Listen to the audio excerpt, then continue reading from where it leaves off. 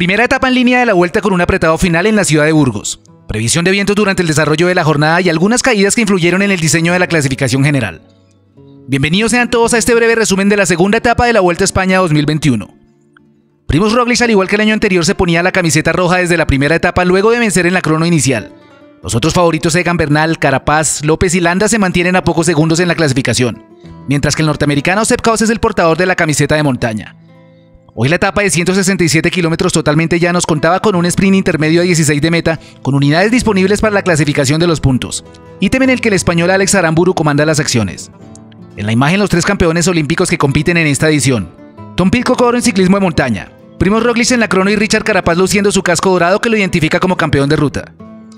Se da inicio a la etapa y el nerviosismo se hace presente por las predicciones meteorológicas que indicaban influencia de vientos durante todo el recorrido. Son los equipos Pro Team quienes se encargan de protagonizar la escapada del día.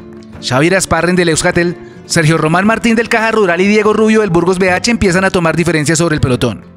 Atrás el control lo ejercen el de Koning Quickstep y el Grupama, tratando de guardar las posibilidades para sus rematadores Fabio Jakobsen y Arnaud Démare respectivamente.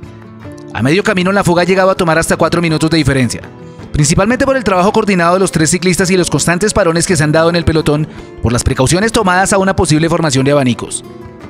Se presenta un enredón que envía a varios ciclistas fuera del camino, por fortuna sin consecuencias graves para los involucrados, quienes retoman prontamente sus bicicletas y se unen de nuevo al lote sin ceder tiempo. La diferencia con la fuga ha venido cayendo dramáticamente. De eso se da cuenta Diego Rubio del Burgos BH y suelta a sus dos compañeros de fuga para intentar una aventura en solitario. Solo puede mantener su esfuerzo durante 10 kilómetros y es recogido por el grueso del pelotón que viene lanzado en busca del sprint intermedio. Allí son Alpecin, Quickstep y Astana los equipos que se encargan de endurecer el ritmo. Son Fabio Jakobsen y Alex Aramburu los primeros en pasar por la línea intermedia y capturan las mayores ganancias para la clasificación de la camisa verde. Comienza la aproximación hacia la llegada en Burgos, y a poco más de 4 kilómetros se presenta una nueva caída que esta vez involucra a los ciclistas del Bora.